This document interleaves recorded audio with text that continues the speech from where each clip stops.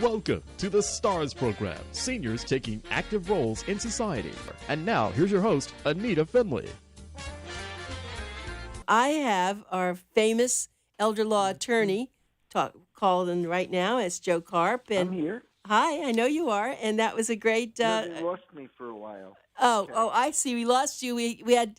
I see. I guess we shut you off a little bit to play that music. Did you hear the music? This land is your land. Yeah, right. Well, we had just had them on from Palm Beach Drama Works. That's their next show in July. A semi-musical?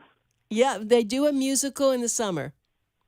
Yeah, they did. I saw The Most Happy Fellow when they did a reading musical. Yeah, they're going to do that again. And Joe KARP and we are going to the theater tonight, actually, to see Equus. So I'm excited about that. Absolutely, I'm excited about that, too. Right. So now we're going to talk to Joe KARP, and I have to just thank you, and I'm going to do this on the air about something. I had a friend who was having some serious problems, and the first person, anything to do with elder law, I always called Joe KARP. And when Joe heard about it, he said, well, that's not exactly what I can help her with, but I'm going to refer someone to you. And I know when Joe refers someone, he puts his hand, he puts his signature on something, it's going to be great. And yes, they have been wonderful, Joe, and I want to thank you. I think she's been very well taken care of. So that's my little commercial for you to start off. Well, good. And one of the things we do, and there's always a dilemma in the office, we try to act as not only our clients' lawyers, but as a resource for people. And that does create, interestingly enough, if you could imagine, our office probably gets, without exaggeration, 50 calls to 75 calls and emails a week about things we really can't handle, that we feel obliged to let people know where they can get, or if we can't help them at all, where they can go, or we'll tell them candidly, we just don't know. We'll get calls from people who say, my sister's in Wisconsin and she had a this or a that. And if we know somebody that we can rely upon in Wisconsin, we'll say this is where, and sometimes it's not in the same town. We'll say just call this lawyer and they'll know the community better than we will. And they will say, okay, I know somebody in the area of Wisconsin that we can refer you to assist you, or an agency that can help. And it probably costs us, without exaggeration, 1.5 employees' time a week. Really? That's how much, because we get a lot of it. And that's a dilemma in the office when you're running a business, because a lot of it comes from non-clients. Sometimes they're not even local people. They found our website and they find it so informative, and they find that we can be a resource, and we just can't say no. Which is why my father was glad I wasn't his daughter. That's a separate story. That's funny. That was my father's line, by the way. I love it. That was my father's line. Can't say no, huh? He said, I'm glad you're not my daughter. You just don't know how to say no. That's great. And back then, that was a serious matter. Right. You're a good guy. That's good. So we get those calls, and we try to act as a community resource, and that's not remunerated. And when you're running a business, that can impact on you. Yeah, but it's usually it impacts well, because then people think so highly of you, and they come back and they, and the answer is, the other thing is, you do things for your community if you're a member of the community. So although we do some involvement in other organizations and participate in Alzheimer's memory walks, and we participate in assisting with other community organizations, that's one of our, if you will, silent repays to the community. It doesn't get necessarily acknowledged. You don't see an ad that says such and such event sponsored by the KARP law firm, but we're doing that for the community because I do have a sense of community responsibility. This is where I live. This is where I raise my family. This is where I make my living. This is And you owe it to pay back if you have that benefit. Yeah, that's true. That's great. Well, let's get into. I want to cover your seminars today because I know you're not doing any in June. You're doing them in July, right? Yes, I am. So people can play. Yeah, we're not doing them in June. Unfortunately, we're not going to make our trip. My wife injured her leg, I know. I and heard we that. were scheduled. So we were scheduled, as I told listeners last month, to go to Israel actually next week, starting on the night of June 9th. But with her leg being problematic, you can't go to a place where you're going to do a hell of a lot of walking. No, that's true. You'll have to save it. Potentially some climbing. So we're figuring it out because she's going to have to schedule. We're going to go get a couple of opinions for her leg with some doctors. So we're dealing with that instead. She's fine, but it's not an appropriate thing. So we're not doing them till July. I can tell people where and when they are so they can mark their calendars in advance. Why don't you do that? That's a good thing to do. Okay. So for those of you who are interested in our workshops, you can plan your weeks in advance. Next July, this coming July, July 18th on Wednesday, we will be up in Port St. Lucie at the Port St. Lucie Holiday Inn doing our workshops. And we start at 1:30. We start on time. And then on Wednesday, the following week, just because of availability of hotels and timing, the following week on Wednesday, July 25, we'll be in Boynton Beach at the Courtyard by Marriott. That's on Congress Avenue between Gateway and Boynton Beach Boulevard. And that's Wednesday, July 25th at the Boynton Beach Courtyard by Marriott, and that starts at 1:30. And then on Thursday, July 26th, we'll be at Palm Beach Gardens at the Palm Beach Gardens Marriott, just off PGA Boulevard and RCA Boulevard. And again, we start at 1:30, and we'll be talking about what's going on with estate planning, what's going on with Medicaid, what's going on with VA benefits, what people can and can't do, what people should know, shouldn't know, what they don't know. The amount of people who come up after the workshop, and I had a gentleman I saw yesterday, he said, until I went to your workshop, I didn't know how little I knew. Right. He said, but people appreciate the awareness. And sometimes some of the stuff is very simple. They say, well, one, I have a will. What else do I need? And then they say, I have a will so I can avoid probate, and that's not true. And then they'll say, what else do I need? And if I have a married couple there, had one yesterday, I was in Port St. Lucie, and they had a will and a living will, because that's what the lawyer did who handled their real estate closing when they first moved to Florida about 10 years ago. They bought a place up in the Tradition area, and they wanted to. They thought they were fine. We want to have you check our will and our living will. And the husband had an IRA worth about $500,000, and the wife did not have as substantial an IRA. And I said, well, you have no access to your husband's IRA. She said, well, I get it when he dies. And I said, and if he doesn't die and he's in an accident and you need to access that money, you're telling me you're going to have to put a pillow over his head so you can access the money? Oh, my God. You have no legal authority to access that money. But I'm his wife. So what? That's not the law. You don't have a durable power of attorney to do it. You don't have that legal authority. And I say, and some people say, well, I have a durable power of attorney, and they pull it out and it's a gazillion years old. And I say, well, have you served it on the bank or the broker who's holding his IRA? Have they acknowledged that they're going to honor this, or are they going to tell you it doesn't mention IRAs, or are they going to say this does not comply with this, or we have this policy?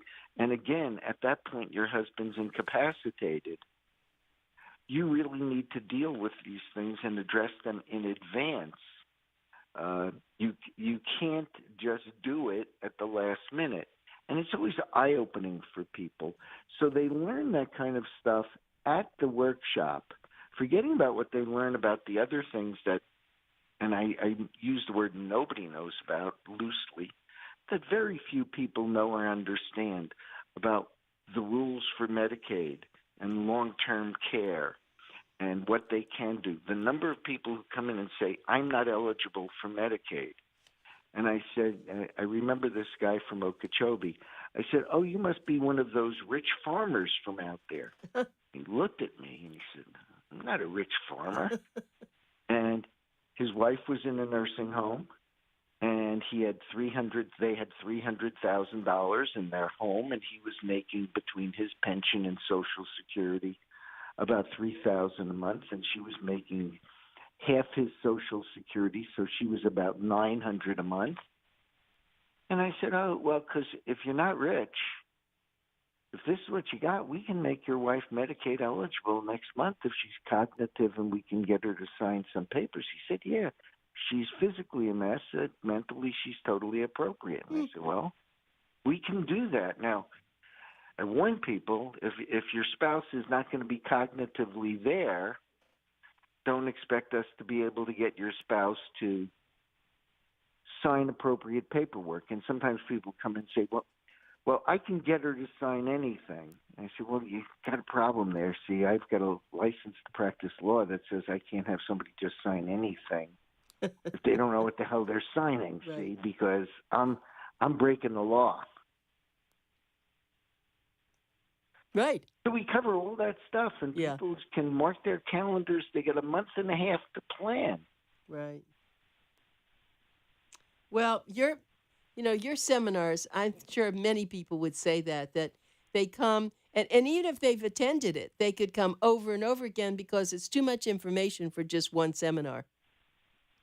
Absolutely. It's mind-boggling, and the rules can keep changing.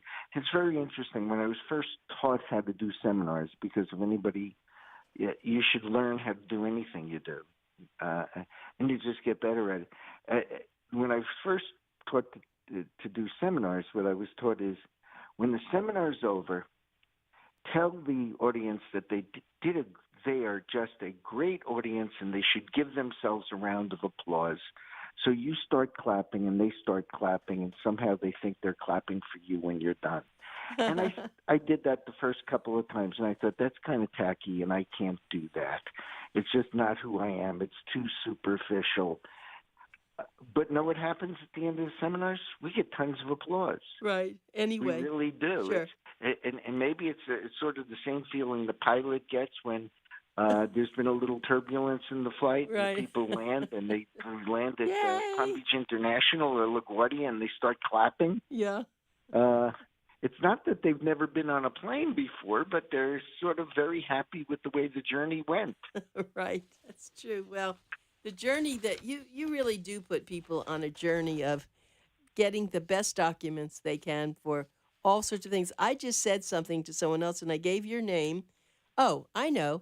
I gave your name to Dean Webb, who's the CEO of Faith Farm, because he was telling me about a person who was donating to them. And I can't go through, I'm not going to talk about anything that's really personal about it, but apparently they have a large estate, which they want to leave to Faith Farm, but they have two daughters who they think will fight it, and they don't want to leave any money. And so I said, well, you need to go to Joe KARP because he will explain how they can be kept out of the will because it's very, very critical. So he wrote your name down, and of course he knew your name, but he wrote down your phone number, and I think you'll get a call I think he's going to have them call you. That's the way I think it's going. And that's the way to do it. In fact, if they called me and said, you got to call Mr. Jones, I would say, I don't. Mr. Jones can call me, and I will even document where it came from. And if the referral source shows up that day with the person, I say, you cannot be in this meeting. You can't hear any of the stuff that we're doing. And I have a very separate and private conversation in this case, and I'm not suggesting there'd be any impropriety upon the part of the Faith Farm, but I would have a long conversation with that guy, because I want to be, I say, when your daughters sue, I'm going to be the witness that says, you came here, we had a long conversation. I never met the people from this organization. Right. They just got a referral from a satisfied client and referral source of mine. Right. And that's exactly this true. is really what you want to do. And we'd really document it. We don't do videotapes and stuff like that because everybody looks like an idiot on a videotape. Everybody looks incompetent on a videotape unless, as your last guest indicated, unless it's the fourth take. Yeah. And you don't do a fourth take when you're signing estate planning documents. Yeah. So you want to make sure that person, and we spend, when you're dealing with any issues where you think there's going to be a lawsuit, you want to make sure. I met with Mr. Jones. He was driven there by the guy from this organization. Right. I have no affiliation with the organization. Right. I talked to him. He explained what. And then I take notes, why he's leaving it to them, why he's not leaving it to his kids, what the other documents said in the past, because I'm going to be the witness. I won't be the lawyer in the lawsuit. I'll be the witness. I'll be the guy who says, yes, I'm board certified as an attorney, met with him. He understood. He said he went to that charity. He contacted them, because there are times where there's a lot of manipulation and undue influence. And, in fact, many years ago, I did a column in Boomer Times. It's called Why the Waiting Room. And that column, we reprint it in color and keep it in our waiting room and hand it to people. So when the daughter, when the daughter shows up with the mother, we say, you have to wait in the waiting room. Because right. It's imperative to keep that, to make sure, because if you're sitting in there when mom's telling us what she wants to do, particularly if she's doing something that is outside of her basic traditional original plan. Her old plan said, I'm leaving everything in thirds, and I'm going to leave my son in charge. She comes in and she says, my son is out, and I want my daughter to be in charge, and it's only going in half to my two daughters. I don't want that daughter in the room. Yeah. Because if she's in the room, my testimony will be under cross-examination. I have no idea if she felt free to speak. Her daughter was there sitting and listening to everything she said. Worse yet, her daughter kept saying, Mom wants this. I said, I'm going to be the witness against you. They'll call me. Yeah. You got to be out of the room. Mm-hmm. And sometimes the daughter will find me and we'll make an appointment, and I keep the daughter out of the room, seriously, and she'll say, we found you, our friends recommended you. And they come up and they say, Mom comes in, says, my daughter flew down, I want to change my documents. And Mom's a little shaky. You can't tell what's going on. And know what I'll say? Why don't you go back to your original attorney? Why don't you go to that attorney? Because that attorney is going to say, I know Mrs. Schwartz for years. I've done her wills or her trusts or her documents. And she came in and she wanted to change her estate plan. I was comfortable that she knew what she was doing.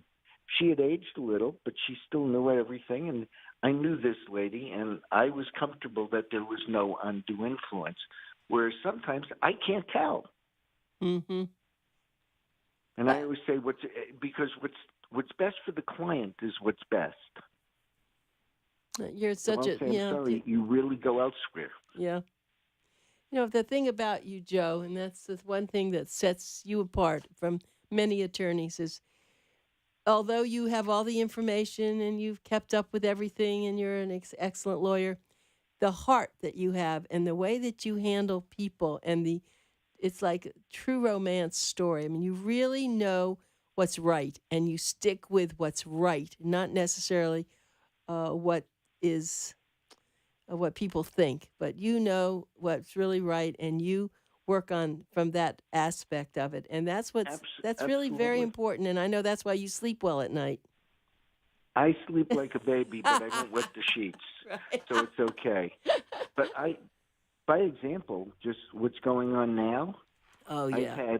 I've been in the last month, I've been hired in 2 cases to be an expert witness as to what transpired. And for somebody else, case I had nothing to do with. And one of them, it's literally the son emailed the lawyer, who was also his lawyer, and said, "We want to change mom's trust, and these are the changes that will be done, and the following people are going to get less than they were, and I'm going to get more," and I'm being cagey because it's a case in this county and you never know who's listening, so I'm not going to give. No, of course not. No. And emailed the lawyer the facts, had the lawyer came into the room with the mother. The lawyer said, "My understanding is this what you want to do, Mom?" But the son in the room, she said yes. He said, "Okay, we're going to do this right now." It was then prepared instantaneously. And by the way, the quality of the preparation leaves much to be desired because there's ambiguity and some misspellings. I mean, just rush it while we got her while she's hot and signed it. Now there's a lawsuit over whether that was an improper undue influence case, and it just reeks to the high heavens. It's both, there's case law on stuff like that, and I'm going to be testifying. I say I'm board certified in elder law. I understand this. I've been doing this stuff for over 25 years, and this is not what you do. And these are the reasons it's wrong, and the reasons it's inappropriate, and because it makes no sense. I mean, if you write a letter and say this is, and you recall an instance in which you know that I was involved, that I met alone with the woman, talked to her in her apartment as to what she wanted to do, and then when we were ready to sign, I didn't have any of her child there.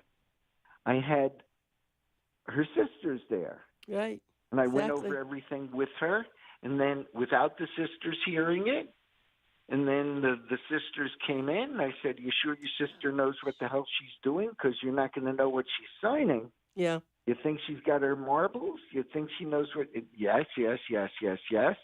And we signed it, and that was cast in stone. And as you well recall in that matter, yes, the person who was excluded had a child who was an estate planning attorney who didn't even try to mess with it. Oh, I know it. It's amazing. You were so, and you pulled some other things too. We don't have to go on through that, but that you said, okay, if that's what you want, these are some other facts you better know about. No, you were splendid. I mean, I've always brag about what you do. Yeah, but one thing people should know about you is before you were an elder law attorney, you were a litigator, and taking all that experience and mixing it with what you have now, that I think that's made the difference for you, hasn't it? It certainly gives me the experience to see vulnerability. And so, for example, when I say stay out of the room, I say, this is what's going to happen at the trial. I'm going to be their witness against you because I'm going to say your daughter was sitting in the room and you could not speak freely. I know how trial lawyers work, and they would be right. And they go, oh. I say, I've been there. I've tried cases. I've tried probate litigation matters. I get it. So people start to understand. Right. The other thing people have to understand is what's in the documents is very important. What they say is very important. How it's articulated and what it says and all of the permutations of what would happen if are covered. But you're buying not paper. You're hiring a lawyer. I say this in all modesty. If my wife's having a problem with her leg, okay, I care about who she sees, not what they're charging, because you can, in your estate plan and with your physical health, you don't get a lot of choices if you screw it up. Right, and When I don't you're want you dead, to screw you're up dead. our radio show now because they're giving me this call that the time is up. But we'll continue this conversation. You always have so much to say, and we never have enough time for you. But Joe, Let's I will. tell them where my website is Yeah. so they can look at Yeah, it. let me do all that right now quickly. Okay, let's go to Joe's website is karplaw.com, and it's KARPLAW.com. He does have a blog spot, and that's karplaw.blogspot.com. But if you need to call their office, you can reach them at 800-893-9911. So it's 800-893-9911. And we certainly hope you will call him if you need anything, and make sure you remember about his upcoming seminars in July. But just get onto the website and you'll be able to see them. And that's July 18th, the 25th, and the 26th. Anyway, that's it. Thank you, Joe. Take care. Bye.